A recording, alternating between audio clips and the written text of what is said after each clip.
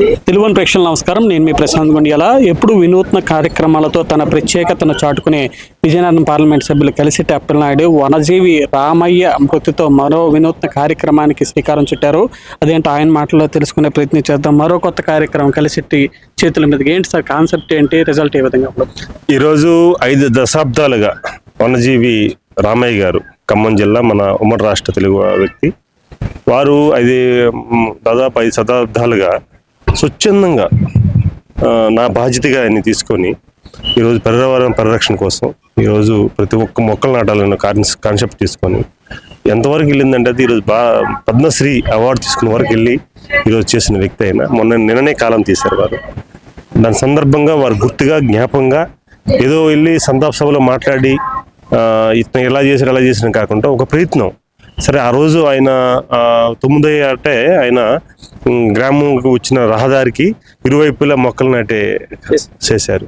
దానిని మనం అట్లీస్ట్ భావితరాలు తెలియాలన్నా లేకపోతే ఆయన ఇచ్చిన స్ఫూర్తిని కొనసాగించాలన్నా ఒక ప్రయత్నం చేయాలనే కాన్సెప్ట్ చేశాను. అందుకే ఈరోజు ఏం చేశానంటే ఉదయం లేచి నేను అధికార ప్రోగ్రాంలోకి వెళ్ళినా అనధికార ప్రోగ్రాంకి వెళ్ళినా పార్టీ ప్రోగ్రాంకి వెళ్ళినా ఇది దేశంలో ఏ మూల వెళ్ళినా సరే ఖచ్చితంగా అక్కడ మొక్క నాటాలి, ఆ మొక్కకు కూడా వారు పేరు పెట్టాలి, ఆ పేరు పెట్టి చేయాలనేది కాన్సెప్ట్ పెట్టారు. ఖచ్చితంగా ఆయన పేరుతోటే రామయ్య గారు పేరు గారితో వనజీవి రామయ్య అని చెప్పి బోర్డు కూడా పెట్టడానికి ప్లాన్ చేస్తున్నాం. ఈరోజు నేను తూర్పుగోదావరి జిల్లా వెళ్ళాను, ప్రకాశపురం. అక్కడ కూడా కార్యక్రమం చేస్తే అక్కడ ఉన్న వ్యవసాయ క్షేత్రంలో పెట్టాను, మా మిత్రుడు వ్యవసాయ క్షేత్రంలో. దాంట్లో భాగంగా కూడా అక్కడ ఉన్న ఎంపీ గారికి ఎమ్మెల్యే గారికి చెప్పి కూడా విషయం చెప్తే చాలా ఆనందం పడ్డారు. అలాగే అదే సమయంలో ఈరోజు యావత్తు నిఖిల సార్టబుల్ టెస్ట్ మా అమ్మాయి పేరును పెట్టాను. నేను పార్లమెంట్ సమావేశాల్లో పార్లమెంట్ ఉంటాను కనుక ఢిల్లీలో వీలైతే ఢిల్లీలో పాతన అవుతుంది. కాకపోతే 100% 7 నియోజకవర్గాల్లో నా విజయనగరం పార్లమెంట్ పరిధిలో కూడా ప్రతి స్కూల్లో, ప్రతి గవర్నమెంట్ ఆసుపత్రిలో కానీ లేకపోతే ప్రభుత్వ కార్యాలయాల్లో కానీ ప్రైవేట్ కళాశాలలో కానీ పెట్టాలనే కాన్సెప్ట్. అందుకే వాళ్ళు కూడా ఒక కార్యక్రమం తీసుకొని ప్రతిరోజు మొక్క 100% జరగాలి. అది వర్షమా, తుఫానా, లేకపోతే ఎండ అని కాకుండా ప్రతిరోజు ఈ క్షణం నుంచి ఈ రోజు నుంచి ప్రతిరోజు మొక్కని ఖచ్చితంగా స్టార్ట్ చేసాం. ఆ రోజు తూర్పుగోదావరి జిల్లా స్టార్ట్ చేసాం. ఈ రోజు కూడా ఇక్కడ కూడా ఒక కార్యక్రమం చేస్తున్నాం.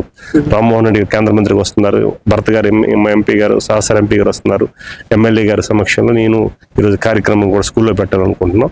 అలాగే ఎందుకంటే ఇది మన స్వాతంత్రాన్ని ఇచ్చిన మేధావులుగా ఇచ్చిన సమరయోధులు కానీ లేకపోతే సొసైటీకి ఇచ్చిన మంచి పనులు చేసే రామే లాంటి వ్యక్తులు కానీ వాళ్ళు స్మరించుకోవాలనుకున్నా లేకపోతే భావితరాల్లో గుర్తుంచుకునే విధంగా ఉండాలన్నా లేకపోతే వాళ్ళ బాటలో ప్రయాణం చేయాలన్నా చేసి చూపించాలి తప్ప ఏదో ఒక ప్రకటన చేసి ఒక సంతాప సభకి వెళ్ళి ఇలా చేసి అలా చేసి మాట్లాడడం కంటే అట్లీస్ట్ ఒక ప్రయత్నం చేయడం వల్ల ఇంకొకరు ఫాలో అవుతారని ఆలోచన. సో మంచి రెస్పాన్స్ వచ్చింది. ఉదయాన్నే కార్యక్రమం చేయడం వల్ల చాలామంది విద్యార్థులు, స్టూడెంట్స్ కానీ, పేరెంట్స్ కానీ, అదే సమయంలో అధ్యాపకులు కానీ చాలామంది ఫోన్ చేసి మంచి కార్యక్రమం అండి అని, అలా ప్రకృతి ప్రేమికులు కూడా చాలామంది ఫోన్ చేసి అభినందిస్తున్నారు. నేనేమంటానంటే అప్పలనాయుడు ఒక్కడికే కాకుండా ప్రతి ఒక్కరూ రావాలని మీ ద్వారా వాళ్ళకి రిక్వెస్ట్ చేస్తున్నాను. సార్, వనజీవి రామయ్య గారు చనిపోయిన మీ ఆశయాల ద్వారా ప్రతిరోజు ఆయన కార్యక్రమం బతికే ఉంటుంది. కలిసేట అప్పలనాయుడికి క్షణం తీరిక దొరకడం లేదు. ఈరోజు ఉదయం తూర్పుగోదావరి, కొద్దిసేపటి క్రితం 1 గంట క్రితం విజయనగరంలో పార్లమెంటు, మళ్ళీ ఇప్పుడు శ్రీకాకుళం జిల్లా. ముఖంలో టైట్నెస్ అంతా కనిపిస్తుంది, మొత్తం లాగేసింది. ఎలా మేనేజ్ చేస్తున్నారు? ఏమైనా అంటే నాకు పని ఇష్టం, చిన్నప్పటి నుంచి ఊహ తెలిసి నుంచి పని ఇష్టం. అదే సమయంలో బాబు గారిని స్ఫూర్తిగా తీసుకొని ముఖ్యమంత్రి గారిని, ఎందుకంటే బాబు గారు చాలామంది ఆయన వయసుని కామెంట్ చేస్తారు.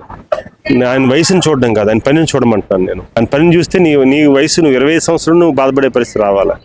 ఎందుకంటే ఈరోజు వారు ఎంత బిజీలో కూడా ప్రతి చిన్న విషయాన్ని కూడా ఈ రాష్ట్రానికి ఉపయోగపడింది, దేశానికి ఉపయోగపడిన విషయాన్ని ప్రతి క్షణం ఒక మీటింగ్లు కంటిన్యూగా రోజులో 25 మీట్ అయ్యి చాలా ప్రయాణాలు చేసే సందర్భాలు. అందుకే నేను దాదాపు 20 సంవత్సరాలు పెట్టి ఆయన దగ్గర నుండి చూస్తున్నాను.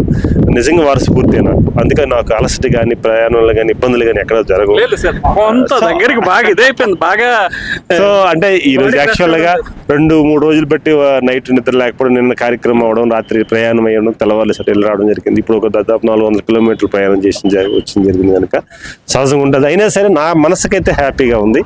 బట్ ప్రతి కార్యక్రమంలో ఇన్వాల్వ్ అవ్వాలి, ప్రతి ఒక్కరిని కలవాలి, సమాజానికి ఉపయోగపడే పని చేయాలి, దాని ద్వారా పార్టీ ఇచ్చిన ప్రోగ్రామ్ని ఇంప్లిమెంట్ చేయాలి, ప్రజలకి అందుబాటులో ఉండాలి అని ఈ కార్యక్రమాన్ని తీసుకోవడం వల్ల కొద్దిగా అవుతుంది. ఏదైనా మా నాయకుడు అన్నట్లుగా, చంద్రబాబు నాయుడు చెప్పినట్లుగా పదవి అనేది అలంకరణ కాదు, పదవి అనేది అధికారకం కాదు, బాధ్యత. అందుకు బిఫోర్ ఎలాగైతే తిరిగామో అంతకంటే రెట్టింపు తిరగవలసిన పరిస్థితి వచ్చింది. ఆ బాధ్యతగా తీసుకుని ఈరోజు మేము చేస్తున్నాం. 100% ప్రతి ఒక్కరు మద్దతు ఉంది, అందరూ చేస్తున్నారు. ఎన్డీఏ కూటమి నాయకత్వం కలిసిమెలిసి ముందుకెళ్ళడం. బాబు గారు ఈరోజు రాష్ట్రం, ఎందుకంటే ప్రతిపక్షంగా ఉండేటప్పుడు చేసే యాక్టివిటీస్ కంటే ఇప్పుడు ఈ యాక్టివిటీస్ని డిఫరెంట్గా చేయవలసిన అవసరం ఉంది. ప్రజల ఎక్స్పెక్టేషన్స్ ఎక్కువ ఉంటాయి, అందుకు ఆ రకంగా వెళ్ళవలసిన అవసరం ఉంది. అందుకే ఎందుకంటే గతంలో ఉన్న వైకాపా నాయకుడు యాక్టివిటీస్ కూడా మనం చూసుకోవాలి, చెప్పాలి. రాజకీయంగా ఇందులో పోవడానికి లేదు, కానీ విషయం ఏంటంటే వెళ్ళవలసిన అవసరం కూడా ఉంది. పక్క మతం, ఇంకో పక్క భక్తుల మనోభావాలు, కులాలని మతాలని వేరు చేసి రకరకాల సృష్టించడం ఉంది. అందుకే అప్రమత్తంగా ఉండవలసిన అవసరం ఉంది. మీరంతా అప్రమత్తం అంటారు, కానీ నిన్న ఇప్పుడు పేరుని నాని గారు ప్రెస్ మీట్ పెట్టారు. కూటమి దగ్గర అధికారం మాత్రమే ఉంది, జనం మాత్రం జగన్తో ఉన్నారా అని చెప్తున్నారు. సరే, సరదా పడుకోమనండి, మేమేం అనలేదు. ఎందుకంటే మొన్న అల్టిమేట్గా వారు ఇచ్చిన మెజార్టీని చూస్తున్నాం. రేపు కూడా భవిష్యత్తులో స్థానిక సంస్థలు జరగబోతున్నాయి.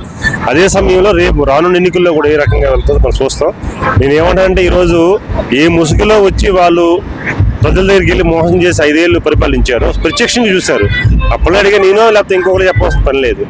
ఎట్టి పరిస్థితి అవకాశం రాదండి, రానివ్వడానికి అవకాశం కూడా లేవు. ఈ రాష్ట్రం భవిష్యత్తు కోసం, భావితరాల భవిష్యత్తు కోసం చేస్తున్న ప్రయత్నం, చంద్రబాబు నాయుడు చేస్తున్న ప్రయత్నంకి ప్రతి కుటుంబంలో కూడా ఒక ఆలోచన వచ్చింది. ఆ ఆలోచన తగ్గట్టుగా 100% ఎన్డీఏ కూటమి 20 సంవత్సరాలకి డోకలేదు. నేను చెప్తున్నాను, ఈరోజు ఏదో నేను నాయకుడిగా చెప్పట్లేదు, ఖచ్చితంగా ఒక పౌరుడిగా, ఆంధ్ర పౌరుడిగా ఈరోజు రాష్ట్ర భవిష్యత్తుకి బాటలు వేసి చంద్రబాబు నాయుడు దృష్టిలో పెట్టుకుని నేను చెప్తున్నాను. ఈరోజు 20 సంవత్సరాలు ఎన్డీఏ కూటమి వస్తుంది. వాళ్ళు ఏదైనా మభ్యపెట్టడానికి, ఎందుకంటే వాళ్ళు కాలక్షేపం చేసుకోవడం. నేనేమంటున్నానంటే పార్టీని నిలబెట్టుకోవడానికి రకరకాల ప్రకటనలు వాళ్ళు చేస్తారు, సహజం. కానీ ప్రజలను మభ్యపెట్టే ప్రకటనలు మాత్రం చేయొద్దని మీ ద్వారా తెలియజేసుకుంటారు. Thank you.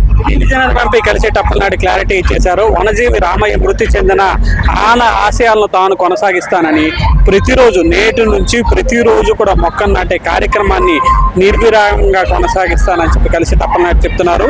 ఇంకోవైపు ఏదైతే పేరుని నాని చేసిన వ్యాఖ్యలు జగన్నాథ్ వెంట జనమున్నారన్న విషయంలో హాస్యాస్పదంగా ఉన్నాయని, అలాగైనా వైసీపీ నాయకులు ఆనందపడాలని, కానీ భవిష్యత్తులో మరో 20 ఏళ్ళు ఎన్డీఏ కూటమి ఉండడం ఖాయంగా కనిపిస్తోందని కలిసేటి అప్పలనాయుడు జోస్యం చెప్తున్న పరిస్థితి ఉంది. శ్రీకాకుళం జిల్లా ఎచ్చెర్ల ప్రాంతం నుంచి కెమెరా పర్సన్ నాగుతో ప్రశాంత్, తెలుగు 1 న్యూస్.